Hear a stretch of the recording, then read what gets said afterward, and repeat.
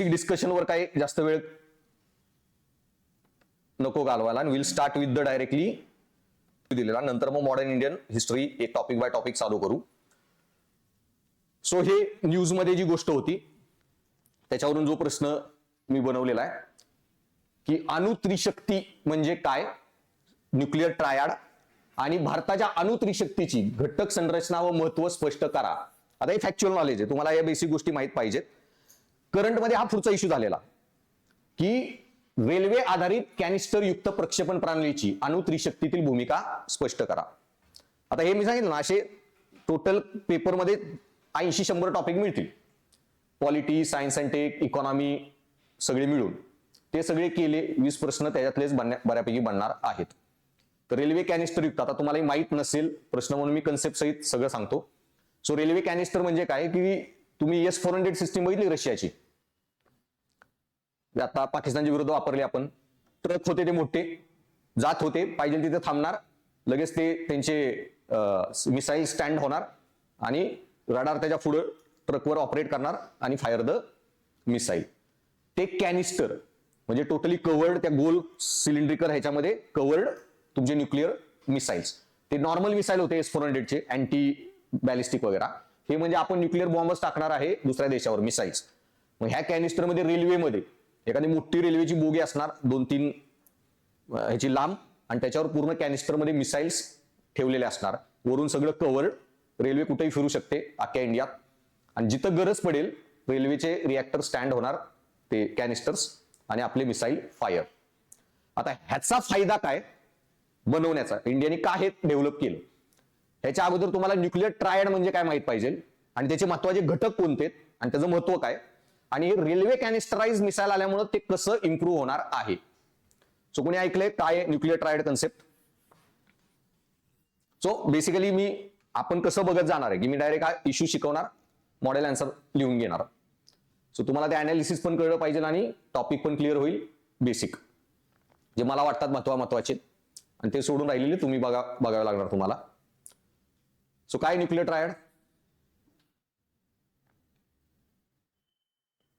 त्याची सांगितलेलं त्या पोरांनी, UPSC वाला जो होता तो, की न्यूक्लिअर ट्रायड म्हणजे काय की तुमची आर्मी ही 3 जागांवरून न्यूक्लिअर मिसाईल लॉन्च करू शकते का. 3 legs of India's nuclear programme म्हणजे दर देशाचं असतं. एक तुमचं एअर लेग, हवेतून न्यूक्लिअर मिसाईल मारायचे. दुसरं जमिनीवरून मारायचे, म्हणजे आपली अग्नी सगळी सिरीज 1, 2, 3, 4 प्राईम वगैरे सगळे मिसाईल न्यूक्लिअर नाहीत ते बघून घ्यावं लागतं. आणि तिसरं समुद्रातून मारायचे. त्याचे परत 2 पार्ट येतात, समुद्रात बोटीवरून मारायचे, ओके, आणि त्या बोटीवरून जे मारतो त्याच्यामध्ये 2 मिसाईल येतात, K-15, K-4 Kalam series missile ज्याला म्हणतात, आणि एक सबमरीनच्या खालून पाण्यामधून. सगळ्यात बेस्ट ऑप्शन जो आहे ना तो सबमरीनचा असतो, पण तो थोडा रिस्की पण आहे, ते पुढच्या कॅनिस्टरच्या उत्तरात सांगेल. मग आता ह्याचा मुद्दा काय आहे की इंडियाची, हे झाला न्यूक्लिअर ट्रायड. मग एअर लेग मध्ये कोण आहे? तेजस नाही, लाईट कॉम्बॅट आहे, त्या ऍक्सिडेंटमुळे तोंडात तेजस राहिले. स्पाइस कॅट, जागवार आणि रफाले ना, ते जरा डिबेटेबल आहे, कारण रफालेचं सांगितलं नाहीये, आणि विकत घेतलेल्या गोष्टीकडून तुम्ही न्यूक्लिअर मिसाईल लॉन्च करू शकत नाही. पण जर आपल्या ट्रेड डीलमध्ये तसं काय झालं असेल, फ्रान्सकडून परमिशन, तर रफालेला आपण वापरू शकतो न्यूक्लिअर बॉम्ब मारायला, ओके, त्याच्यावर मिसाईल. पण टेक्निकली त्याचा पहिला प्रॉब्लेम काय होणार आहे, विमानाचं वजन किती, त्याच्यातलं मिसाईलचं वजन किती. न्यूक्लिअर बॉम्बचं वजन 1000-2000 kg, तेवढं मिसाईल उचलून मारणे इज व्हेरी डिफिकल्ट. मग तुमचं काय येणार आहे, हवेतून मारायचे म्हणले तर साईजवर लिमिटेशन, ओके, छोट मोठी सिटी उडवू शकता, मेजर डॅमेज करू शकत नाही. बोटीवरून मारायचे म्हणले K-15, K-4 मिसाईल, पण बोटीवरून पण मारताना प्लॅटफॉर्मवरून तुम्हाला बेसिक बायोलॉजीचा एक कॉमन बायोलॉजी म्हणतोय, फिजिक्सचा एक common law, every action is equal and opposite reaction. जेवढ्या जोरात जापचाल तेवढा फोर्स बाहेर आहे, मिसाईल जेवढा खाली जोरात फोर्स करेल तेवढ्या फोर्सनी मिसाईल हवेत निघून जाईल. आता हे जे तेव्हा तुम्ही करताय, ऑब्विसली बोटीवर तेवढा दाब मिळू शकत नाही मिसाईल फायर करायला, ऑटोमॅटिकली मिसाईलची साईज छोटी राहणार. सबमरीन मध्ये पण तुम्हाला, म्हणजे पॉईंट काय म्हणायचं मला, की तुम्ही पाण्यात पोहताय, हात खाली दाबले की तुमची उडी किती वर जाणार आहे, पाण्यावर नाही जायला जाऊ शकत, जमिनीवर मारली जादा उंच जाणार आहे. जे रिएक्शन काउंटर रिएक्शन जमिनीची असते, every action is equal and opposite reaction. Submarine जरी मिसाईल दागलं तुम्ही, सबमरीन थोडी खाली घुसणार, तेवढ्या थ्रस्टनी मिसाईलला सोडणार नाही, तिथेही मिसाईलची साईज जादा होऊ शकत नाही. मिसाईल साईज जादा कुठं होऊ शकते? मग जमिनीवर. डायरेक्ट जमिनीवर थ्रस्ट अप्लाय करताना दणकन मोठे मिसाईल 1000-2000 टनाचे पण तुम्ही लॉन्च करू शकता. पण ह्याच्यात रिस्क आहे, जमिनीवर मिसाईल कुठे ठेवलेत का तुम्ही रोज फिरवू शकत नाही. 1000 मिसाईल केवढं असणार आहे? भलं मोठ्या बिल्डिंग पेक्षा मोठं. हे मिसाईल का तुम्ही कंटिन्यू इकडून तिकडे फिरवू नाही शकत. दिसले कुठेही दुसऱ्या देशांचे सॅटेलाइट कंटिन्यू आपल्याला ऑपरेट मॉनिटर करतात, चायना, पाकिस्तान. जिथे दिसेल मिसाईल, पहिला अटॅक ते काय करणार? ह्या लोकेशन उडवून टाकणार. जेव्हा फुल फ्लेज लढाई झाली तर न्यूक्लिअर अटॅक आपण करणार, ते आपल्यावर करतील. सो जमिनीवरचा जो लेग आहे, लँड लेग, हा खूप risky, can get destroyed any time. दुसरं तुमचा एअर लेग. एअर लेग पण कधी? विमान हवेतच उडणार आहेत ना, त्यांना माहिती आहे आपली एअर विमानाचे बेस कुठं कुठं आहेत, मिसाईल न्यूक्लिअर कुठं कुठं ठेवलेत. माहिती नाही माहिती ते त्यांना माहिती आहे, ते किती स्पाय ऑपरेशन स्ट्रॉंग आहे आपल्यापेक्षा. जर त्यांना माहित असतील, अज्युमिंग, पहिल्यांदा ते काय उडवणार? सगळे एअरपोर्ट, दानादन मिसाईल आले की. तिसरा सेफ ऑप्शन काय? मग समुद्रात. त्यामुळे ओशन लेक सगळ्यात सेफ असतो. पण त्याच्यावर बोट असेल तर बोट पण ते कंटिन्यू मॉनिटर करणार आहेत सॅटेलाइटनी, यांची बोट न्यूक्लिअर कुठं फिरतीये. पहिला अटॅक तिथंच लढाई. सो सगळ्यात सेफेस्ट ऑप्शन काय? सबमरीन. आणि इंडियाने मग त्यामुळे 2 सबमरीन बनवल्यात न्यूक्लिअर कॅपेबल. काय नाव आहेत? आणि फॅक्ट मध्ये लिहायची तर मार्क मिळतात. अरिहंत आणि दमन. ह्या अरिहंत पहिल्यांदा बनवली, ती कंटिन्युअली बे ऑफ बेंगॉलमध्ये ठेवतो आपण सेफ. कधी बाहेर येणार तिथून मिसाईल चायना आणि पाकिस्तान दोन्ही साईड टार्गेट करू शकते, तेवढी रेंज आहे. आता काउंटर बॅलन्स करायला अरिदमन पण बनवली, एक अरेबियन ओशन मध्ये कंटिन्यू राहील, एक बे ऑफ बेंगॉलमध्ये. पण ह्याच्यामध्ये पण रिस्क काय आहे? तिला बाहेर येऊनच मिसाईल दागायचे, त्याच्यामध्ये गेट डिटेक्टेड, किंवा तुमचा खालीच जर सबमरीनचा ऍक्सिडेंट झाला, सबमरीन मेंटेन करणं रिस्की आहे तुमच्या काय म्हणतात मिलिटरीसाठी पण, नेव्हीसाठी पण. हा ब्लास्ट झाला तरी न्यूक्लिअर काय रिॲक्शन नाही येणार, कारण ते काय समुद्राच्या खालीच आहे, न्यूक्लिअर काय त्याचा इम्पॅक्ट नाही होणार. पण त्या लाईफ जे सोल्जर वगैरे आहेत त्यांच्यासाठी कंटिन्यू ती सबमरीन काय तुम्ही वरती आणूच ठेवू शकत नाही. ती सबमरीन तुम्हाला कंटिन्युअसली सिक्रेटली मॅनेज करावी लागते. It is managing is very risky. आणि ह्याच्यामुळे येतात हे railway based canister as a backup option. आता त्याचे काय फायदे पुढे सांगतो, पण हा ट्रायडचं महत्व काय, पहिल्यांदा का बनवायची गरज आहे? तर आपला न्यूक्लिअर डॉक्ट्रिन काय आहे ती तर तुम्हाला माहित असेल. पॉलिसी, न्यूक्लिअर पॉलिसी काय भारताची? काय नो फर्स्ट यूज. आता नो फर्स्ट यूज मध्ये एक प्रॉब्लेम क्रिएट होतो, आणि अनालिटिकल पाहिजे त्यांना. आता यूपीएससी एमपीएससी ला अंडरस्टँडिंग. तुम्ही काय म्हणलाय? दुसऱ्यांवर पहिल्यांदा मारणार नाही. कधी मारणार? दुसऱ्यांदा. ह्यातून एक प्रॉब्लेम आहे. अरे पहिल्याच तडाख्यात चायनाने तुमचे सगळेच उडवून टाकले, तर दुसऱ्यांदा मारणार काय तुम्ही? कळलं? मग तुमचा सेकंड स्ट्राईक क्रेडिबल झाला पाहिजे, डिटरन्स क्रेडिबल झाला पाहिजे. आणि आपलं काय म्हणजे मिनिमम डिटरन्स, की बाय संरक्षणासाठी आम्ही मारणार आहे. जेव्हा तुम्ही म्हणतायच ना आम्ही सेकंड स्ट्राईक करणार आहे, देन बाय सेकंड स्ट्राईकला तुम्ही सर्वाइव्ह तर पाहिजे. जर पहिल्या स्ट्राईकमध्ये तुमचे सगळे न्यूक्लिअर मिसाईल गेले तर मग तुम्हाला काय करावं लागतं? Risk diversification. आणि मग ते करायचं असेल तर न्यूक्लिअर ट्रायड डेव्हलप करणं, मिनिमम क्रेडिबल डिटरन्स क्रिएट करणं गरजेचं आहे. पण मग तो आपण केलेला आहे. 3 लेग अरिहंत अरिदमन कंप्लीट झाला तो. 2 लेग तर आधीच होते, एअर आणि लँड. हे 2 झाल्यावर ओके, अजून जी रिस्क आहे जे सांगितले त्यासाठी कॅनिस्टर्स बनवले.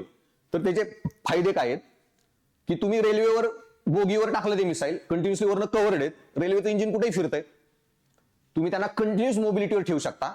कधी रेल्वेचे जे इंजिन आहेत ना ते डोंगराच्या आत जाऊन सेफ राहू शकतात केव्ज मध्ये. पाहिजे तेव्हा तिथून बाहेर पडू शकतात, पाहिजे त्याला तुम्ही मूव्ह करू शकतात एरियामध्ये. त्यांचं ट्रॅकिंग मग इम्पॉसिबल राहतं. एका लोकेशनला नाही, त्यामुळे फर्स्ट स्ट्राईक मध्ये सर्वाइव्ह व्हायची चान्सेस जादा. आणि तुम्ही ते रेल्वेजमुळे जमिनीवरूनच लॉन्च करताय, त्यामुळे थ्रस्ट जो आहे तो तुम्हाला फुल मिळणार आहे. तुम्ही लय मोठे मिसाईल कॅनिस्टरमध्ये ठेवू शकता आणि लॉन्च करू शकता. सो हे बेसिकली तुमचा थर्ड लेग जो आहे त्याला कसा जादा डेव्हलप करेल ते तुमच्या आन्सरमध्ये सेकंड हाफमध्ये. सो बेसिकली मग पहिला पार्ट होता की अणुत्रिशक्ती म्हणजे काय, न्यूक्लिअर ट्रायड म्हणजे तिन्हीकडून लॉन्च करायची ॲबिलिटी. पुढचा प्रश्न काय म्हणतोय, अणुशक्तीच्या घटक संरचना. घटक संरचना म्हणजे मग इंडियातले 3 लेग्स कुठले, त्या तिन्हीवर एक एक वाक्य टाकायचं, मग त्याचं महत्व सांगा. ओके, सो मग महत्वामध्ये मग मी जे सांगितलं की अणुत्रिशक्ती म्हणजे देशाच्या सैन्य दलाची 3 अंगांनी म्हणजे भू आधारित, समुद्र आधारित आणि हवाई माध्यमातून अण्वस्त्रे प्रक्षेपित करण्याची क्षमता. त्यामुळे शत्रूच्या कोणत्याही आण्विक आक्रमणानंतरही देशाची आण्विक प्रतिहल्ला क्षमता सुनिश्चित होते, की तुमची काउंटर स्ट्राईक जो आहे, आण्विक प्रतिहल्ला, ते करण्यात तुम्ही जिवंत राहू शकता. आणि भारतीय अण्वस्त्र सिद्धांत हा प्रथम आण्विक हल्ला करू नये आणि अण्वस्त्रांचा वापर फक्त आण्विक प्रत्युत्तर म्हणून, की बाबा दुसऱ्यांनी आमच्यावर केला तरच आम्ही लॉन्च करणार म्हणून करावा, यावर आधारित आहे. यासाठी अणु त्रिशक्ती विकसित करणे अत्यंत महत्वाचे आहे. एक बेसिक तुमचं इंट्रो. मग त्याचे 3 लेख कुठले, त्याच्या एक एक एक लाईन फक्त लिहून टाकायची. सो भू आधारित कुठला घटक आहे, रोड, रेल आणि चलनशील. त्याच्यामध्ये रेल म्हणजे आत्ता आलं. सो त्याच्यामध्ये कॅनिस्टर क्षेपणास्त्रे, अग्नी मालिका आणि अग्नी प्राईम सिरीज, ती सगळी येते तुमची लँड लेक मध्ये. आणि अग्नी जे आहेत ना, त्यांचं काय म्हणतात, वेट खूप भयानक जादा आहे, कारण ते खूप मोठे हेवी मिसाईल्स आहेत. तुमचं PSLV एक्सेल आहे ना, एक्सटेंडेड लॉन्च व्हेकल, ते PSLV एक्सेल इस्रोचं, ते DRDOचं बनतं अग्नी 5, पॅरल डेव्हलपमेंट झाली दोन्हीची. सो PSLV एक्सेल किती टनाचा सॅटेलाइट घेऊन जातं? आता GSLV आले ते पाक तुमचे 2-4 टनाचा घेऊन जातात 36,000 वर. PSLV एक्सेल 1 ते 2 टनाचा घेऊन जायचं 36,000 वर. पण 1-2 टनाचा सॅटेलाइट घेऊन जाणार, त्याचं वजन किती असेल? 2-4 टन. म्हणजे टोटल मिळून असेंब्ली 5-6 टन, 10 टनावर पण जाऊ शकते. एवढे 10 टन तुम्ही बोटीवर लॉन्चच करू शकत नाही, बोटीचं वजन 10 टन असेल. त्यामुळं त्यांना जमिनीवरून जर मोठी फायर पॉवर करायची असेल तर जमिनीवरच लॉन्च करावं लागतं यांना एक्सटेंडेड. आणि त्याचं स्पीड बघा, अग्नीचं 25 मॅक आहे, 25 मॅक मिनिमम. ते हायपरच्या बिन रेंजमध्ये, हायपरसॉनिक मध्ये येतात. 25 मॅक जर पकडलं ना तुम्ही, speed of sound is 350 around. 350 ला 1 मॅक म्हणतात, त्याच्या 25 टाइम स्पीड ऑफ साऊंडच्या. सो तुम्ही 300 ने जरी पकडलं मीटर पर सेकंड, तर 25 किती झालं? 75. म्हणजे 7.5 किलोमीटर दर सेकंदाला ते मिसाईल जाणार आहे. So literally Pune to Mumbai 100 kilometre 7.5 ने बघा, 30 सेकंदात स्ट्राईक. ते एवढ्यासाठी ठेवावं लागतं की एनिमीला डिटेक्ट करून काउंटर मिसाईलला फायर करायला वेळ मिळू नये म्हणून. ते खूप हाय मॅकनी, हाय पॉवरनी जातात. समुद्र आधारित काय तुमचं आर्यन, SSBN पाणबुड्या, ओके. आणि तुमच्या त्याच्यावर K-15 कलाम सिरीजचे 1-2 मिसाईल बनवले आपण, K-15, आणि विकसित होत असलेले K-4 अजून बनायचे. K-4 ची साईज खूप मोठी आहे. आणि हे सबमरीन लॉन्च बॅलिस्टिक मिसाईल्स. आणि बॅलिस्टिक मिसाईल बेसिकली माहित असेल, क्रूज असतात जे टर्न होत जातात, ते विमानाला मारायला असतात, बॅलिस्टिक ट्रॅजेक्टरीमध्ये जातात. त्यामुळे त्याला क्रूज नसतं करायचं, त्यामुळे त्याचं स्पीड खूप जादा असतं, जाणार आणि डायरेक्ट उडवून टाकणार. आणि हवाई घटक, अण्वस्त्र वाहक क्षमताधारी लढाऊ विमाने, त्याच्यामध्ये सुखोई 30 हे आपण पार्टनरशिप मध्ये बनवलेले रशिया बरोबर, ओके. देन डॅसॉल्ट मिराज, ते पण इंडिजिनियस आहेत. स्पेस कॅट जॅग्वार, ते पण न्यूक्लिअर मिसाईलसाठीच आहेत, आपली जुनी. डॅसॉल्ट रफाले ना, इव्हन आय एम डाऊटफुल, बऱ्याच ठिकाणी नोट्समध्ये दिलेलं आहे, न्यूज आर्टिकल्समध्ये, रफाले इज न्यूक्लिअर कॅपेबल. बऱ्याच ह्याच्यात डाऊट आहे. सो तुम्ही लिहा, मेन्स मध्ये काय एवढा इश्यू नसतो, चुकलं तरी काय निगेटिव्ह मार्किंग नाही. प्री मध्ये क्वेश्चन असला आला, उत्तर करायचं नाही, मग निगेटिव्ह जाऊ शकतं जर चुकला तर. इथं रफाले लिहू शकता. मग याचं आता महत्व काय आहे की विश्वसनीय प्रतिहल्ल्याची खात्री, की हे का बनवा, जे सांगितलं की सेकंड स्ट्राईक तुमचा क्रेडिबल झाला पाहिजे. पहिल्यात जर सगळं उडून गेलं, so credible minimum deterrence and no first use धोरणांतर्गत भारताचे विश्वसनीय किमान प्रतिरोध, जे आपण सांगितले आम्ही डिटरन्स म्हणून वापरणार अटॅक, आणि तेवढाच मिसाईल टाकणार जेवढं काय आम्हाला वाटेल त्या देशाला रोखण्यासाठी गरजेचं आहे. मोकळ्यात अख्खा देश उद्ध्वस्त करत बसणार नाही. मिनिमम अटॅक करणार दुसऱ्या देशावर ऍज अ सेकंड स्ट्राईक, पण ते करायला तुमची मिनिमम सेव्ह झाली पाहिजेत पहिल्या स्ट्राईक मध्ये. आणि त्याच्यामध्ये मग भूसमुद्र आकाश अशा बहुविध तैनातीमुळे शत्रूचा पहिला हल्ला करण्याचे प्रोत्साहन कमी होते. आणि जर एनिमीला ऑलरेडी माहिती आहे, अजून महत्व काय याचं की तुमचे मिसाईल सगळीकडे डिस्पर्स आहेत, तर मग एनिमीला आता त्याला एनिमीला माहिती आहे की आपले फक्त जमिनीवर आहेत, हे 10 बेसेस आहेत, त्याला गॅरंटी आहे तो दाच्याला उडवून टाकेल. आणि त्याला माहिती आहे ना सेकंड स्ट्राईक करणारच नाही. म्हणजे जेव्हा त्याला माहिती आहे की आपल्याकडे ट्रायड आहे, तर त्यांनी सगळे लँड लेग उडवून टाकले, एअरपोर्ट उडवून टाकले, बोटी उडवून टाकल्या, तरी बाई ह्यांची एखादी तरी मिसाईल सबमरीन असू वाचेल आणि ती फायर करते. आता आपल्याला काय सांगितलं त्यांनी, आर्यहंत 1 बनवली, आरिदमन 1 बनवली. तर गव्हर्नमेंट एवढी एडी नसते, मिलिटरी एवढी एडी नसते, ते आपल्या 10 पट पुढे चालतात. सो 1 आर्यहंत बनली ना, म्हणजे आर्यनचे अजून 2-3 बॅकअप फिरत बस आहेत. आरिदमन बनली म्हणजे अजून 2-4 आरिदमन समुद्रात फिरत आहेत. सो ते दाखवायला असतं जे न्यूज मध्ये येतं, ती आर्यन आरिदमन बनली 2, म्हणजे आपल्या 10.5 सबमरीन ऑलरेडी रेडी असणार आहेत. सो हे काय म्हणतात बॅकअप, त्यांना माहितीये की यांच्याकडे एवढा बॅकअप आहे, मग पहिल्यांदाच अटॅक करायला नको, कारण यांचे जे पण उरतील हे आपल्यावर फायर करतील. सो डेटरन्स वाढतो आणि विविध प्रेक्षेपण पर्यायांमुळे SSBN पाणबुड्यांमध्ये होणारी सतत समुद्री तैनाती प्रति आल्यासाठी सर्वात गुप्त आणि मजबूत पर्याय. रेल्वेपेक्षा गुप्त सबमरीनच आहेत, कारण एकदा पाण्याच्या खाली गेल्या त्यांना तुम्ही सॅटेलाइटनी मॉनिटर करू शकत नाही. पुढे तळाला चालतात, शक्यच होत नाही, पण त्या मॅनेज करणं ज्यादा रिस्की आहे त्यांचं फक्त. आणि विविध प्रक्षेपण पर्यायामुळे अनेक शत्रूंविरुद्ध व्यापक भौगोलिक कवच, आणि तुम्ही ऍट टाइम बरेच एरिया कव्हर करू शकता. एक अरेबियन ओशन मध्ये ठेवली, एक तिकडे बे ऑफ बेंगॉलला ठेवली, सबमरीन आपली एक तिकडे चायना, साऊथ चायना सीच्या साईडला पण आपण नेतो की बाबा तिकडून पण बॅकअप असावा जर वॉर झालं तर. सो तुम्ही डिस्पर्स करू शकता मग सगळे आपले न्यूक्लिअर कॅपॅसिटी. सो वॉरफेअरमध्ये डबल हँडल करायला पाकिस्तान चायना थ्रेट. आणि प्रणालीतील अधिकता, रिडंडन्सी व विखुरलेपणामुळे एकाच ठिकाणी झालेल्या हल्ल्यातून किंवा इतर आपत्तीतून अपयशाचा धोका निर्माण, आणि रिडंडन्सी वाढते. असं नाही की चायनाने अटॅक केला, तुम्ही सगळे मिसाईल हिमालयात ठेवले आणि मोठा भूकंप आला आणि मोस्ट ऑफ द न्यूक्लिअर साईटच डिस्ट्रॉय झाल्या भूकंपात वगैरे, किंवा तुम्ही कोस्टल एरियात ठेवलेत, लय मोठं सायक्लोन आलं वगैरे, टोटल बंदर वगैरे डिस्ट्रॉय झाली, तर तुम्हाला बॅकअप राहतो दरवेळी ह्या जेवढे तुम्ही डिस्पर्स करता न्यूक्लिअर ट्रायडला. आणि स्वदेशी पातळीवर प्रणाली विकसित केल्यामुळे रणनीतिक स्वायत्ता, आणि तुम्ही दुसऱ्यांवर अवलंबून राहत नाही, स्वतःची लॉन्च कॅपॅसिटी. आता मी न्यूक्लिअर रिसर्च मध्ये सांगितले जगाचा न्यूक्लिअर रिसर्च कसा कंट्रोल करतात ते एकदा क्लासमध्ये सांगितलेली शिक्षा वगैरे, की 3 ठिकाणाहून कंट्रोल असतो. एका देशाला न्यूक्लिअर बॉम्ब बनवूनच नाही द्यायचा, म्हणजे बांगलादेशला बनवायचा आहे, इराणला बनवायचा आहे, तर काय पहिलं केलं जातंय, पहिलं यांना युरेनियमच मिळणार नाही पाहिजे, पहिल्यांदा तिथं कंट्रोल करा. मग जगात जिथे ते युरेनियम आहे ना देश, त्यांचा सप्लाय कंट्रोल करा. म्हणून जन्माला आलं ते न्यूक्लिअर सप्लायर ग्रुप. युरेनियम आणि बॉम्ब बनवण्यासाठी किंवा रिएक्टर बनवण्यासाठी लागणाऱ्या सर्व गोष्टी ते कंट्रोल करतात, न्यूक्लिअर सप्लायर ग्रुप. मग आता युरेनियम मिळेल आपण, त्याला तो एनरिच करता नाही आला पाहिजे. नॉर्मल युरेनियम मध्ये न्यूक्लिअर बॉम्ब नाही बनवू शकत. तुम्हाला 30-40% त्याच्यात नॉर्मल युरेनियम आणि जो वेपन ग्रेड असतो त्याच्यात पर्सेंटेज असतं. युरेनियम 239 आणि 235, ते 235चं कॉन्सन्ट्रेशन 40% घेऊन जावं लागतं. पॉईंट एवढाच आहे, तुम्ही गॅमा रेनी न्यूक्लिअर बॉम्ब जेव्हा बनतो ना, गॅमा रेनी त्याला उडवता, गॅमा रे बस सोडता. एक न्यूक्लिअर युरेनियमचा न्यूक्लियस फुटला की किती जनरेट होणार आहे, 3 पुढे धडकणार, अजून 9 पुढे धडकणार, 27 धडकन ब्लास्ट. हे होण्यासाठी पण इश्यू काय आहे की ते जे कॉम्बिनेशन आहे युरेनियम 235 239, त्याच्यामध्ये हे जे 3 निघाले ना ते 235ला धडकले पाहिजेत. जर 239ला धडकले ना ब्लास्ट होणार नाही, ते ऍब्सॉर्ब करतं. सॉरी 238 त्याला ऍब्सॉर्ब करतं आणि ते बनतं प्लुटोनियम 239. सो नॅचरल युरेनियम जो तुम्ही काढता ना माइन मधून, त्याच्यामध्ये 235 असतो फक्त 1-2%, त्याच्यापेक्षा कमी. 238 किती असतो, 98%. आणि तुम्ही जर मारला तर चान्सेस काय, कशाला धडकेल तो 238ला, न्यूक्लिअर ब्लास्ट होणार नाही. तुम्ही बॉम्ब तर टाकला, निघला फुसकी बेसिक. मग युरेनियम 235 किती करायचा, एनरिच करायचा 40% मिनिमम वेपन ग्रेड. आता जर तुम्ही 1 न्यूक्लियस उडवलं तर काय होणार आहे, 3 न्यूट्रॉन जनरेट झाले, ते 3 कशाला धडकणार आहेत, ऍटलीस्ट गॅरंटी एक तरी कुठे धडकेल त्या 40% मध्ये प्रोबॅबिलिटी वाढते आणि न्यूक्लिअर रिएक्शन सस्टेन होऊन ब्लास्ट होणार. सो तो वेपन ग्रेड बनवायला एनरिचमेंट टेक्नॉलॉजी ते सगळं कंट्रोल केलं जातं त्या एनर्जी ग्रुपने.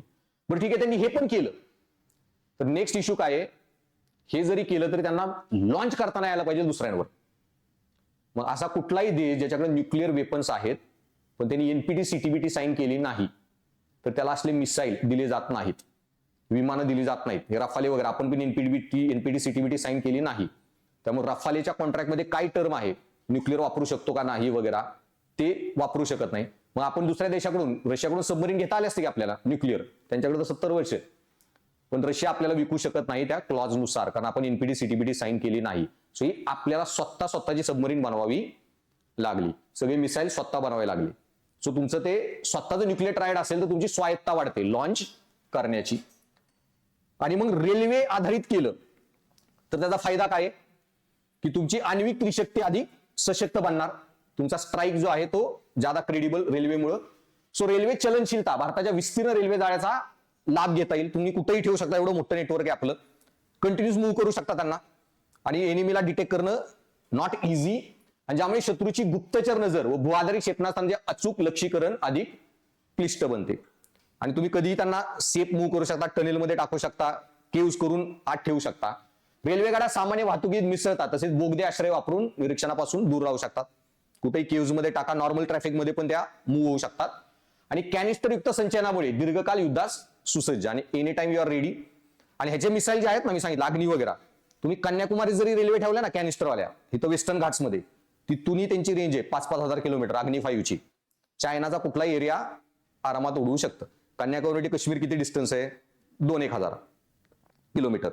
तुम्ही मुंबईच्या आसपास जरी कुठेही ठेवल्या त्या वेस्टर्न घाटमध्ये, आरामात 5,000 रेंज, पूर्ण चायना पाकिस्तान कव्हर होऊ शकतो. सो कुठेही त्यांना सेफली ठेवू शकता रेल्वे नेटवर्कवर. आणि लोड ऍडव्हान्टेज, की मी सांगितलं ना मगाशी, हाय लोडचे जर मिसाईल्स असतील मोठे, ते तुम्ही बोटीतून लॉन्च करू शकत नाही, ते बोटच खाली दसवतील. त्यामुळे तुम्हाला हार्ड पृथ्वीवरूनच लॉन्च करावं लागणार. रेल्वेमुळे ते ऍडव्हान्टेज आहे, तिथूनच मिसाईल एअर फायर होऊ शकतं. आणि हवामान किंवा रस्त्यावरील अडथळ्यांच्या काळाची भूमी आधारित पायरी अखंड राहते. आता हे जे आहे ना, हवामान वगैरेचा इश्यू काय आहे, की जर तुमची वेदर क्लिअर नसेल, तुम्ही विमानाने लॉन्च करू शकत नाही.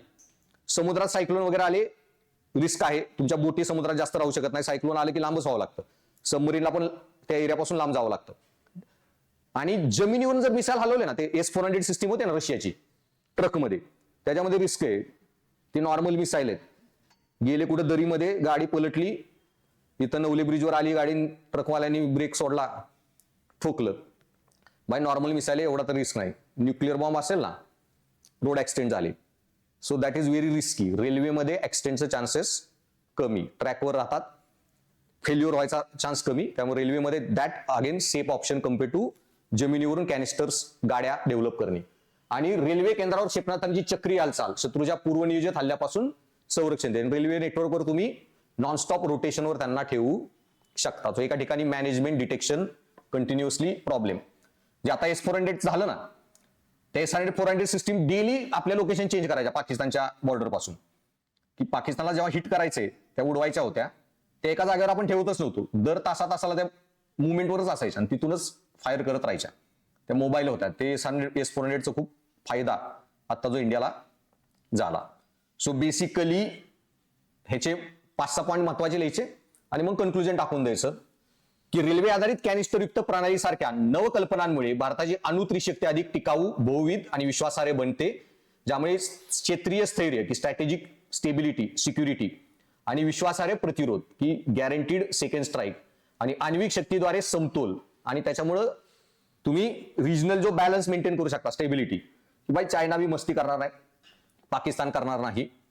आणि पाकिस्तानला माहिती आहे की बाई त्यांच्या टोटल मिसाईल जरी पकडले ना, इंडियाची आता एवढी सिस्टीम डेव्हलप झाली आहे, कधी आपण इंडियावर न्यूक्लिअर बॉम्ब टाकला तरी अख्खा इंडिया उडवू शकत नाही. पण ह्यांचे जेव्हा रिटर्न येतील तिन्ही ठिकाणाहून, it will be the disaster. So दुसरी कंट्री बॅलन्स मध्ये राहते न्यूक्लिअर ह्याच्यामुळे, जो समतोल राहतो.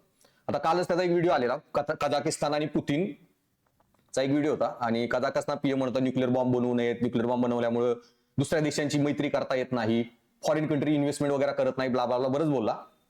आणि त्यानंतर साईडला पुतीन बसलेला. पुतीन फक्त म्हणला एंडला की सद्दाम हुसेन असंच समजत होता, न्यूक्लिअर बॉम्ब नसेल, असं तसं झाला, इन्व्हेड मेला. सो पॉइंट इज न्यूक्लिअर डेटरन्स तुम्हाला का गरजेचा आहे, नाहीतर चायना आणि इंडियाने एवढा आगाऊपणा केला असता आतापर्यंत, सॉरी पाकिस्ताननी. सो बेसिकली काय इश्यू आहे, आता मी सांगितलं ना, हा इश्यू एकदा समजला ना, ह्याच्या बाहेर काही प्रश्न येत नाही, घुमून फिरून उलटा फुलटा फक्त करतील. असे टोटल GS2 GS3 ला science and tech, internal security सगळे लयतले 80-100 टॉपिक मिळतात दरवर्षीच्या मेन्स मध्ये. सांगतोय वर्षभरात काही दुनिया चेंज होत नाही. आणि आता इथले जे टॉपिक होतील ना आपले मॅक्झिमम, ते तुमच्या पुढच्या मेन्सला पण असतील, ते नोव्हेंबर-डिसेंबर मध्ये ते चालला. ही न्यूज 10 वेळा रिपीट होत राहणार आहे. स्मॉल मॉड्युलर रिएक्टर, जो पण रेल्वे 2-4 प्लांट टाकत नाही ना, पुढचे 4-5 वर्ष ती न्यूज असतेच.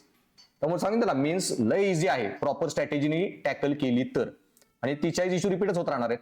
अजून 20-30 नवीन वाले आले बघायचे, त्याच्या 20 पैकी 15 प्रश्न आले, बस झालं. 5 प्रश्न काहीतरी चुटरपुटर जरी लिहून आला, 80-90 मार्क काढले, गेम संपली. इथिक्स 150 टाकायचे, 140 एसे काढायचे, ऑप्शनल मॅनेज करायचा. सो मी सांगितलं ना, प्रीचा भरोसा नाही, mains is very calculative. Pre निघली की मेन्स निघत नसेल, महामूर्खपणा आहे. कळालं? लिहा पटकन. अणुत्रिशक्ती म्हणजे काय?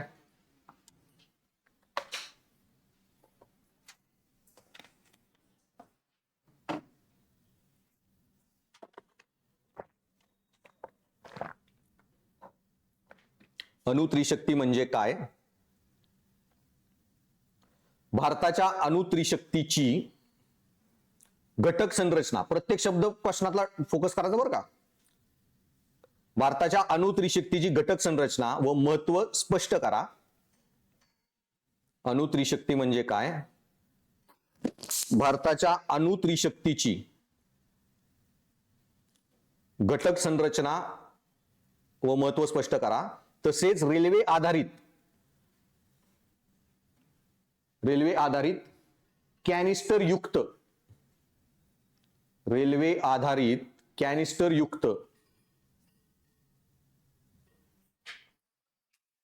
प्रक्षेपण प्रणालीची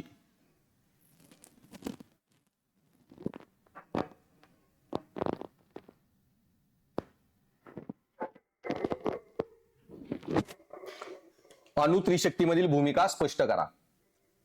आता ह्याच्यामध्ये युपीएससी कसं करतं की बेसिक जे पॅटर्न मध्ये मॉडेल आन्सर देतं. आता मी सांगितलं ना प्रश्न का वाचायचा, कारण मार्क कसे असतात. सपोज आता 15 मार्कर क्वेश्चन आहे, तर मग त्यांचं असणार आहे हे जे आहे ना, रेल्वे आधारित कॅनिस्टर युक्त त्रिशक्ती 5 मार्क, त्रिशक्तीची घटक संरचना स्पष्ट करा 5 मार्क, त्रिशक्तीची महत्व स्पष्ट करा 5 मार्क, घटक संरचना 3 मार्क, अणुत्रिशक्ती म्हणजे काय 2 मार्क. अशी त्यांना फॉर्मॅट दिलेला असतो दर क्वेश्चन साठी. कळालं?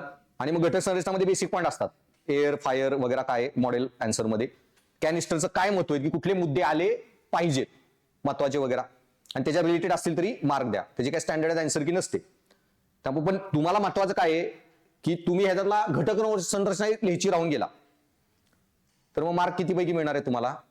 13 पैकी तो मार्क देणार. त्यामुळे प्रत्येक प्रश्नातला एक शब्द हे करायचा. तुम्ही हे पहिला आन्सर केलं, त्रिशक्ती काय 2 मार्क व्यवस्थित असेल 1.5 देईल, घटक 3 मार्क आहेत 1.5 देईल, महत्व 4-5 पॉईंट लिहिलेत अजून 2-4 देईल तिथं, आणि रेल्वेचे हे पॉईंट सांगितले 3-4 देईल. तुम्ही जर एक अख्खा प्रश्नच वाचता राहून गेलं, घटक संरचनामध्ये महत्व सांगा, गेले 5 मार्क डायरेक्ट तिथंच. का त्याला आन्सर की मध्ये दिलेलं असतं हे मुद्दे अशाच्या फॉर्मॅटमध्ये आन्सर डिस्ट्रीब्यूट करायचा आहे, मार्क आणि अशाचे मार्क द्यायचे आहेत.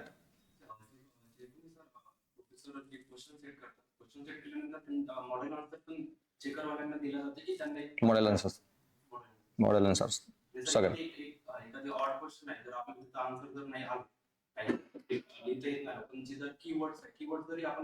पॉइंटर मारले तरी पण मग 5 पैकी 1-1.5 तरी मार्क देईल, भले 2.5-3 नाही पण मारायचा बिंदास, तिथं सोडायचंच नाहीत. पेपर काय सोडून यायचं नाही, पण ते 1-1.5 मार्कला लय कामाला येतात, त्यामुळे प्रश्न सोडायचाच नाही अजिबात. सोल्या प्रस्तावना. आता ह्याच्यामध्ये मग ऑटोमॅटिकली, आणि मी काल सांगितलेलं तिथं तरी हा प्रश्नात काय आहे ना, मी थोडा मोठा बनवलाय, पण डायरेक्ट तुम्हाला असा प्रश्न आला ना, अणुत्रिशक्तीमध्ये रेल्वे आधारित कॅनिस्टर प्रक्षेपण प्रणालीची भूमिका स्पष्ट करा, असा प्रश्न आला तर तो महत्व सांगत बसायचं नाही, इम्प्लिसिट आहे अज्युम करून, घटक संरचना सांगत बसायची नाही.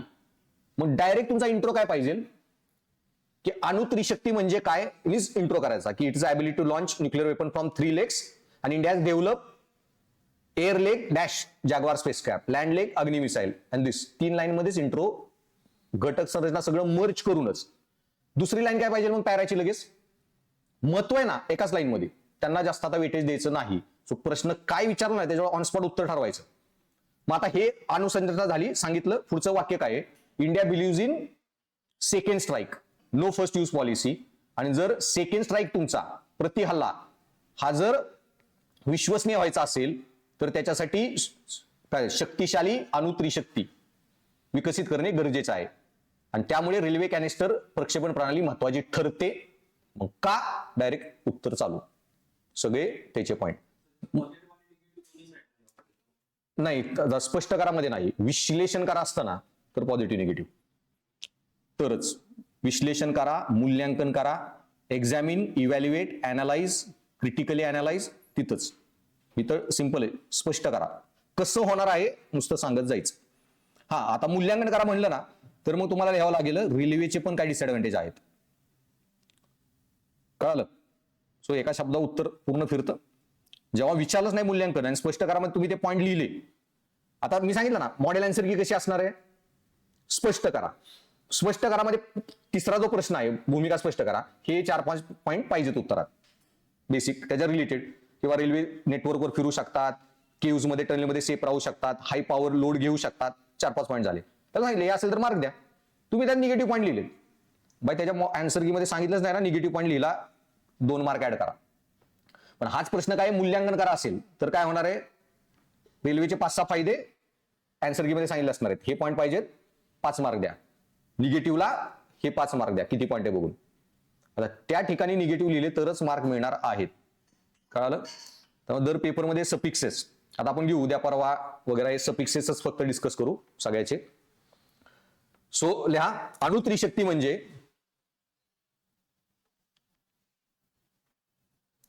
देशाच्या सैन्य दलाची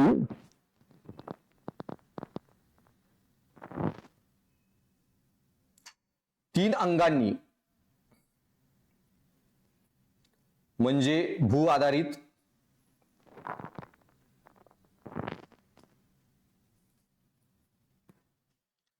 समुद्र आधारित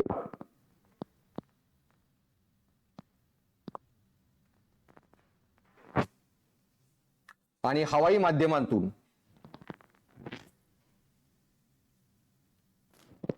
क्षेपणास्त्रे प्रक्षेपित करण्याची क्षमता.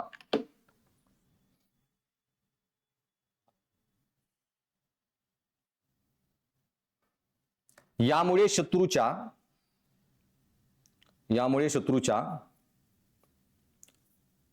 कोणत्याही आण्विक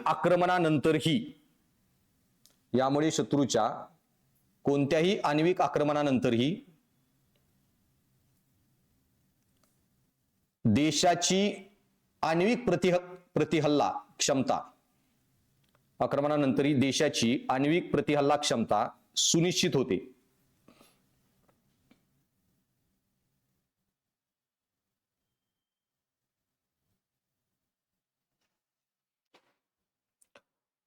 भारताचा नो फर्स्ट यूज अण्वस्त्र सिद्धांत,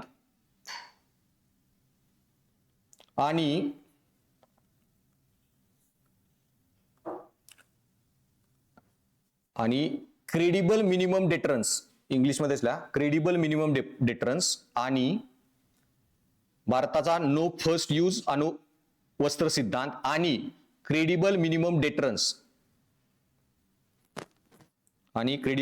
डेटरन्स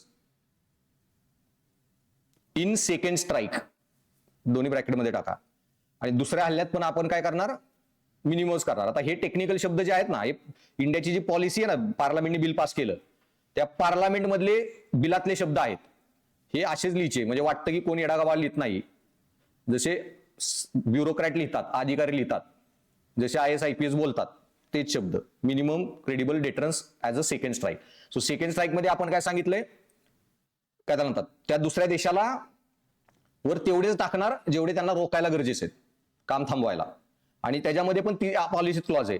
अशा देशाने आपल्याला हरवलं की ज्याच्यावर न्यूक्लिअर पॉवरच नाहीये, बांगलादेश चुकून आपण हरलोच, तरी पण न्यूक्लिअर वेपन वापरणार नाही अशा देशाच्या विरोधात ज्याच्याकडे स्वतः न्यूक्लिअर वेपन नाहीत. म्हणजे वापरणार कोणाच्या विरोधातच, फक्त जो देश न्यूक्लिअर कॅपेबल आहे. सो त्या त्याचे पिलर आहेत, no first use, second strike minimum, and never use against non nuclear country. Second strike तिथपर्यंत लिहिलं. काय लिहिलंय, भारताचा नो फर्स्ट यूज अण्वस्त्र सिद्धांत आणि minimum credible deterrence as a second strike, या धोरणांमुळे अणु त्रिशक्ती विकसित करणे अत्यंत महत्वाचे आहे.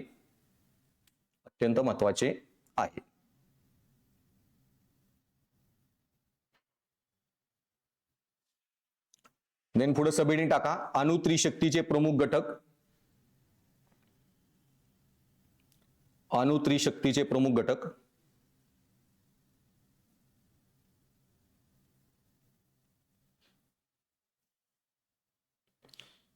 त्यात पुढे एकच वाक्य लिहायचं, भारतीय रणनीती दल स्ट्रॅटेजिक फोर्सेस कमांड अंतर्गत भारतीय रणनीती दल काय स्ट्रॅटेजिक फोर्सेस कमांड माहितीये का युवराज?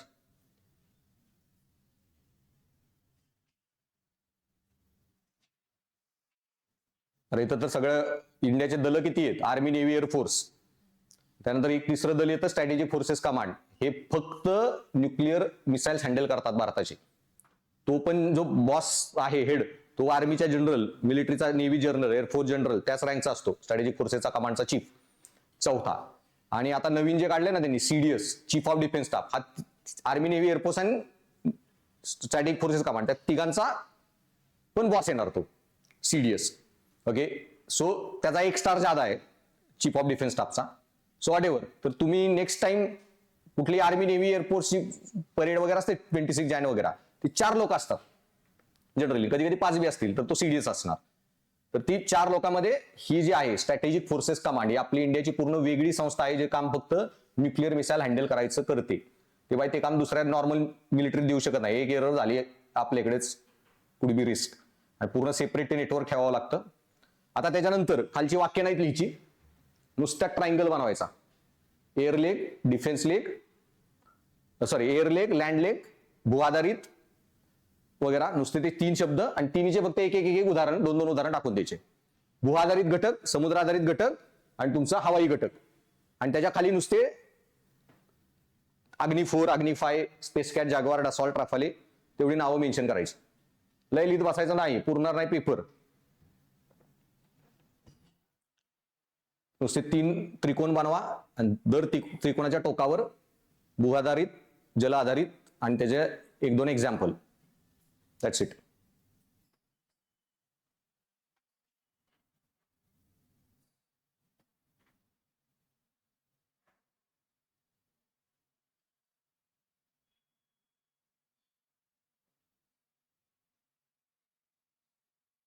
कळलं?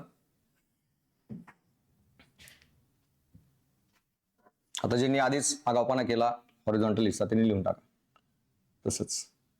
झालं? सो लिहा डायरेक्ट, संपला इथंच घटक. अणु त्रिशक्तीचे महत्व. मी इथं तुम्हाला समजण्यासाठी ज्यादा पॉईंट दिलेत, मर्ज करून 2-3च पॉईंट लिहायचे. That's it. अणु त्रिशक्तीचे महत्व. नवीन सब हेडिंग लगेच टाकायचं. पॉइंटरमध्ये उत्तर मारायचे फॅक्च्युअल पेपर, GS2 GS3. लय डिस्क्रिप्ट लिहित वाचायचं नाही, मारचाल पेपर संपायचा नाही. अणु त्रिशक्तीचे महत्व. फर्स्ट, आता हा जे ना क्रेडिबल मिनिमम डिफरन्स, हा पॉईंट तुम्ही आधीच लिहिलेला आहे, तो स्किप करायचा. सेकंड पॉईंटने चालू करा. भूसमुद्र आकाश, भूसमुद्र आकाश, भू डॅश समुद्र डॅश आकाश अशा बहुविधी तैनातीमुळे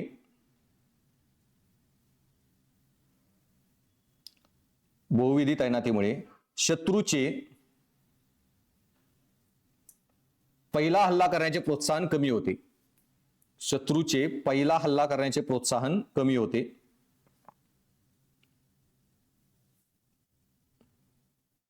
शत्रूचे पहिला हल्ला करण्याचे प्रोत्साहन कमी होते. सेकंड, SSBN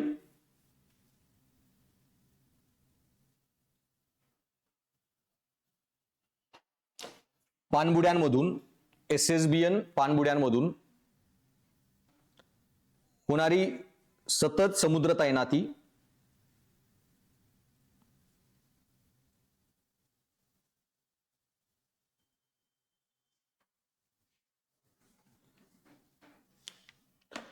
SSBN पाणबुड्यांमधून होणारी सतत समुद्र तैनाती प्रति हल्ल्यासाठी सर्वात गुप्त आणि मजबूत पर्याय उपलब्ध करून देतात.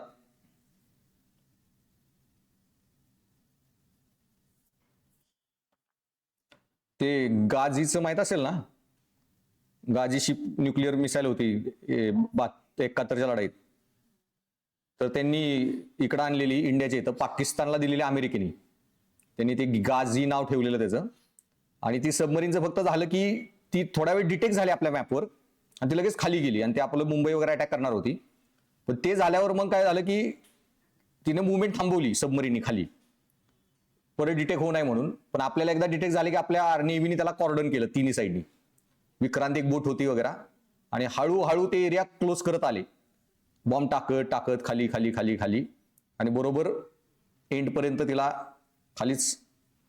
तिथं खालीच गाडली गेली ती अमेरिकेने दिलेली न्यूक्लिअर कॅपेबल ही होती सबमरीन. आणि आपल्याला अलाउड पण नव्हतं बाय लॉ जे अग्रीमेंट झालं ते अमेरिका वगैरे की पाकिस्तानवर तिकडे अटॅक करायचा नाही आणि फक्त बांगलादेशमध्येच आपण लढाई करणार मिलिटरी पाठवून. पण ते पाकिस्तानी आगाऊपणा केला, आग्रा वगैरे येऊन बॉम्ब टाकायचा. सो आपल्याला ते आयतं एक्सक्यूज मिळालं रिटर्न अटॅक करायला. So what ever. देन विविध प्रक्षेपण पर्यायांमुळे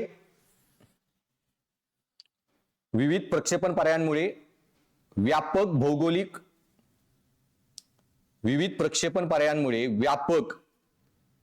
भौगोलिक आण्विक कवच तयार होते. विविध प्रक्षेपण पर्यायांमुळे व्यापक भौगोलिक आण्विक कवच तयार होते.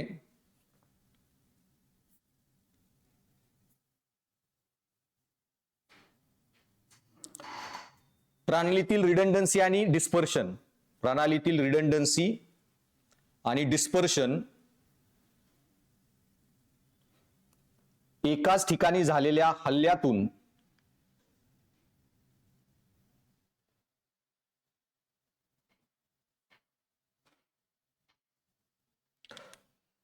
किंवा नैसर्गिक आपत्तीतून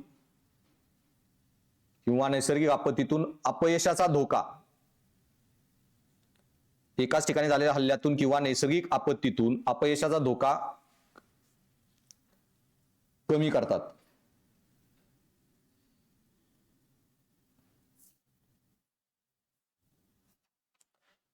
किंवा कमी होतो पाहिजे ऍक्च्युली. देन स्वदेशी पातळीवर प्रणाली विकसित केल्यामुळे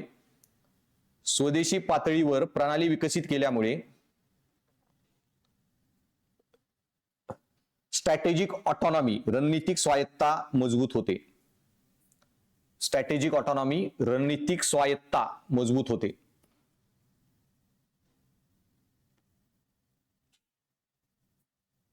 रणनीतिक स्वायत्ता.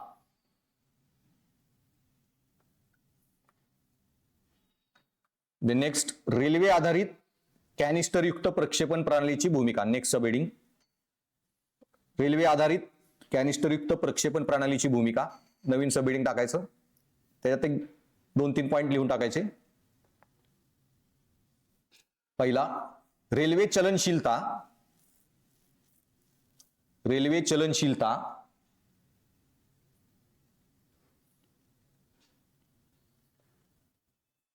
भारताच्या विस्तीर्ण रेल्वे जाळ्याचा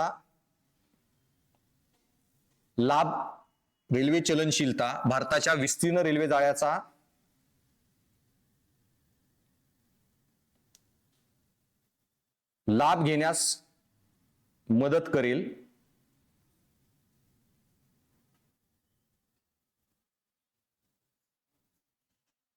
ज्यामुळे शत्रूची गुप्तचर नजर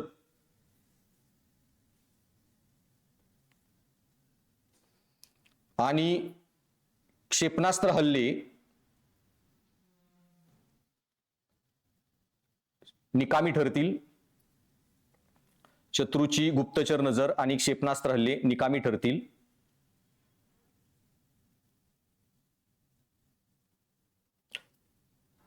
नेक्स्ट पॉइंट, रेल्वे गाड्या सामान्य वाहतुकीत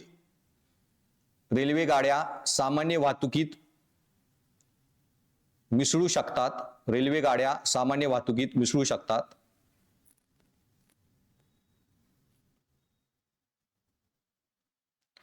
तसेच बोगदे/आश्रय कुठेही जंगलात खाली जरी जाऊन थांबले, तसेच बोगदे/आश्रय वापरून निरीक्षणापासून वाचू शकतात.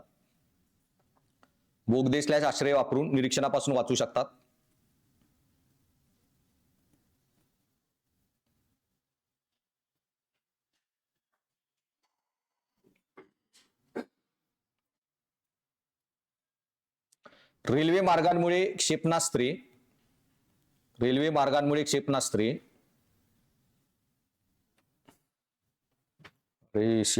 लावायचं ब्लॅक होल होईल बरं का. मॉडर्न इंडिया शिकायचं आहे. तुम्हाला माहित नसेल ब्लॅक होल झाला नव्हता बरं का ट्रॅजेडी.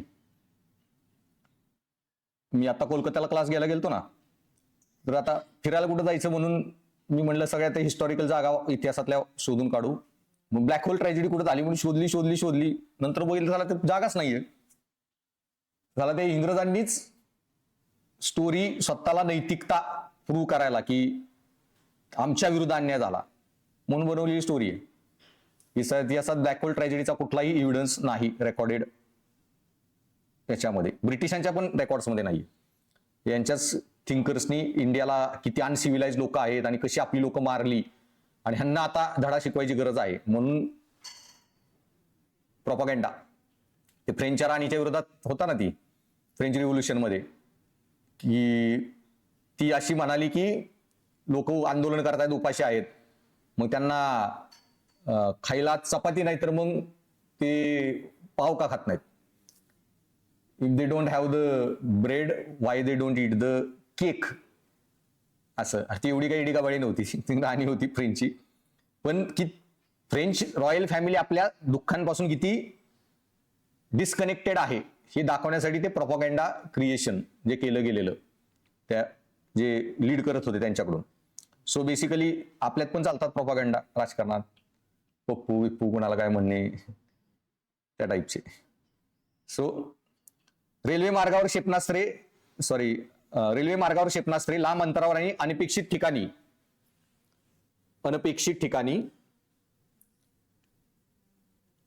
आता न राहिला ना तुम्ही सगळ्या उत्तराचा कचरा गेला. अपेक्षित ठिकाणी त्वरित पुनर्स्थापित करता येतात. देन लोड ऍडव्हान्टेज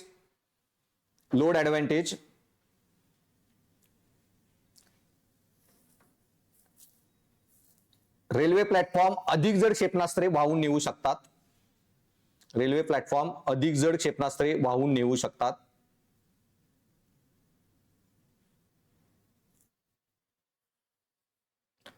हवामान व रस्त्यांवरील अडथळ्यांच्या काळातही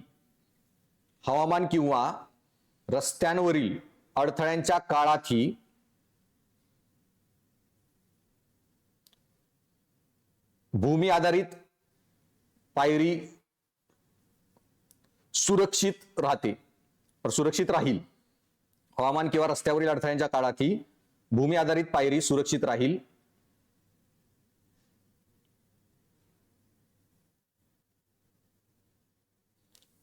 लास्ट, रेल्वे केंद्राद्वारे क्षेपणास्त्रांची चक्रीय हालचाल शत्रूच्या पूर्वनियोजित हल्ल्यापासून संरक्षण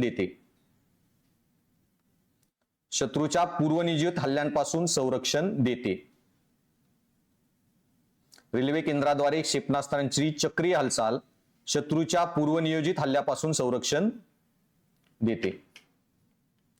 आता ह्या प्रश्नामध्ये तुम्ही स्पष्ट करा आहे, त्याच्यात तुम्हाला अनालिसिस विचारले का, मूल्यांकन, examination, evaluation, discuss, in your opinion वगैरे 3 सब क्वेश्चन होते, तुम्ही वरती सगळे लिहिले.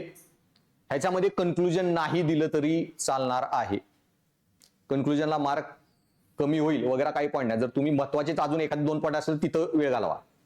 ओके, महत्व सांगताना 1-2 पॉईंट ऍड करा. रेल्वेच्या कॅनिस्टरचं महत्व सांगायला 1-2 पॉईंट ऍड करा. ह्याच्यामध्ये कन्क्लुजन ड्रॉप केलं तरी चालेल. आणि जिथं पण सांगतोय मल्टिपल क्वेश्चन असतात ना, सब क्वेश्चन 2-3, तर ह्या भानगडीत पडायचंच नाही. Intro conclusion. आता कालच एका स्टुडंटनी क्वेश्चन पाठवलेला, इथिक्सचा होता, की what are the ethical implication of using animals in scientific research and can animal experimentation be justified on a ground that it leads to significant advancement in medical science. 2 प्रश्न होते की भाई जनावरांवर लॅबमध्ये रिसर्चमध्ये जनावरांना वापरण्याचे काय नैतिक हे आहेत, नैतिक परिणाम किंवा नैतिक समस्या काय आहेत. आणि दुसरा प्रश्न काय आहे की हे करताना की हे जस्टिफायबल आहे का, की मानवांसाठी चांगली औषधं बनतात, मेडिकल सायन्स ऍडव्हान्स होतं म्हणून जनावरांवर रिसर्च करणं योग्य आहे, हे तुम्हाला नैतिक वाटतं का, ह्याचं जस्टिफिकेशन काय. 2 प्रश्न आहेत ना, त्याच्यात फालतूमध्ये नाही इंट्रो केला तरी चालतंय, की आपण गेली 50-60 वर्ष मेडिकल सायन्सच्या ऍडव्हान्स बरोबर प्राण्यांवर खूप रिसर्च करत आहे, त्यामध्ये प्राण्यांचे खूप अनैतिक हाल केले जातात. अरे सगळं आहे ना, तोच तर प्रश्न आहे. डबल काय लिहून इंट्रो करताय तुम्ही. डायरेक्ट सबहेडिंग टाकायचं, ethical implications in animal research, आणि डायरेक्ट अर्धा पॉईंट लिहा, जनावरांना नैतिक काय समस्या आहेत मग जनावरांना एक्सपेरिमेंट मध्ये वापरायच्या, काय डगे नाही त्याचा अभ्यास करायचा तुला, सांग समस्या, झाली तुझी बॅच.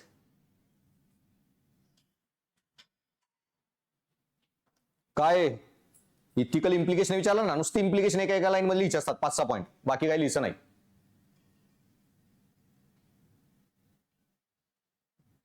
संजना दत्ता,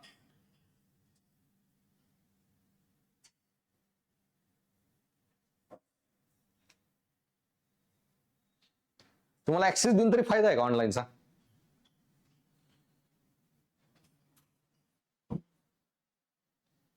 अरे अख्खे सिद्धांत लावा, काय प्रॉब्लेम आहे जनावराला वापरणे अॅनिमल रिसर्च मध्ये? अरे एक सेंटिनेंट बिईंग आहे, ते संवेदनशील प्राणी आहे. एका संवेदनशील चेतना असलेल्या प्राण्याला तुम्ही एक वस्तू बनवत आहात, ऑब्जेक्ट करताय. ओके, देन जनावर as a means for an end human welfare, means यांचा तत्वज्ञान, साधन साध्य नैतिकते चुकीचं वापरलं जात आहे. ओके, चुकीचं साधन योग्य साध्यामुळे आपण जस्टिफाय करतोय. ओके, देन तुम्ही जनावरांवर जे काय म्हणतात रिसर्च करतात, त्याच्यामध्ये मानवाकडे जी नैतिक जबाबदारी आहे, कांतनी सांगितलेलं की बाय जनावराला कळणार नाही, तुम्ही एखाद्या कुत्र्याला खायला घाला, ते येऊन खाऊन टाकेल आणि तुमच्यावर आयुष्यावर विश्वास ठेवेल आणि तुम्ही त्याला मारूही शकता. आता ओंकार बघितलं का, कोकणात फिरतोय हत्ती, त्याने वन ट्रस्ट करून माणसानं फिरतोय, एखादा त्याच्या पायाखाली बॉम्बी लावू शकतो. पण मग जनावर एवढी जर माणसावर ट्रस्ट करतात तर तुमची नैतिक जबाबदारी मोरल स्टेवर्डशिप, की बाई त्यांची तेवढीच काळजी घ्या. माणूस ती नैतिक जबाबदारी पार पाडत नाहीये, हे 4-5 मुद्दे लिहायचे. काय इश्यू आहेत, जनावरांना नैतिक अधिकार असावेत का, मूलभूत अधिकार असावेत का, विरुद्ध उपयुक्ततावाद सिद्धांत, त्यांना युटिलिटी म्हणून वापरतोय.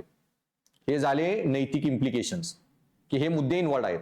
आता तुम्हाला काय वाटतंय, जस्टिफायबल आहे का, त्याचा पुढचा प्रश्न. त्याचे 5-6 आर्ग्युमेंट, काही लिहू नका ना, इंट्रो ना कन्क्लुजन. 2 सब क्वेश्चन असले सरळ 5-10 पॉईंट मारून यायचे, त्याला मार्क मिळणार आहेत. फालतूमध्ये मी सांगितले 1857च्या उठावाची कारणे द्या. 1857चा उठाव 1857ला झाला, फालतू इंट्रो करत बसायचे नाही. अशा प्रकारे 1857च्या उठावाची विविध कारणे होती. कन्क्लुजन काहीतरी एक्झामिनरला येडं गाबाळ समजत उत्तर द्यायची नाहीत. मग 2 सब क्वेश्चन आहेत ना, 8-10 लिहून टाका. मग इथंही कन्क्लुजन नाही लिहिलं तरी चालेल, तुमच्यासाठी आता दिलंय मी कसं लिहायचं वगैरे म्हणून, पण ह्या क्वेश्चन मध्ये स्किप केलं तरी चालेल. स्पष्ट करा. मूल्यांकन वगैरे ते शब्द आहेत काय सेपरेट सांगेन, त्याला कन्क्लुजन द्यावंच लागतं, सेपरेट मार्क असणार आहेत फायनल आर्ग्युमेंटला. सो रेल्वे आधारित कॅनिस्टर युक्त प्रणालीसारख्या नवकल्पनांमुळे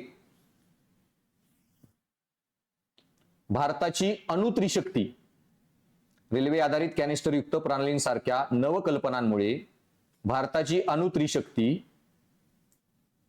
अधिक टिकाऊ, बहुविध आणि विश्वासार्ह बनते. अणुशक्ती अधिक टिकाऊ, बहुविध आणि विश्वासार्ह बनते, ज्या योगे किंवा ज्यामुळे क्षेत्रीय स्थैर्य,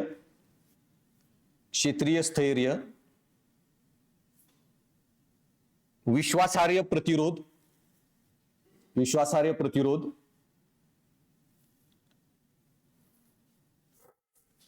आणि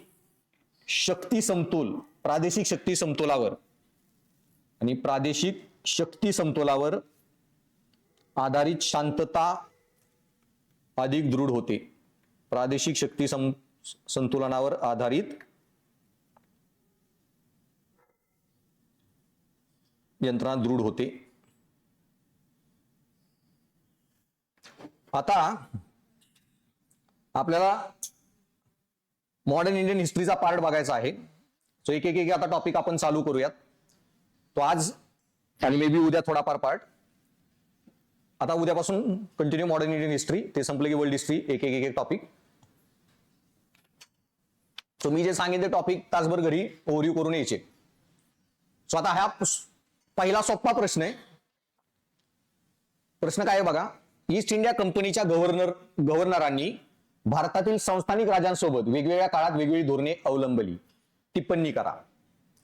डायरेक्ट फक्त तुम्हाला आता धोरणं सगळी सांगायची आहेत. सुरुवातीला काय धोरणं होती मी एक्सप्लेन करेन, डायरेक्ट त्याचं उत्तर. आणि थोड्या हायर लेवलला जे युपीएससी विचारते, अजून 1-2 संस्थानिकांवर प्रश्न बघायचे आणि ह्याच प्रश्नात मी असे मत पण सांगेन.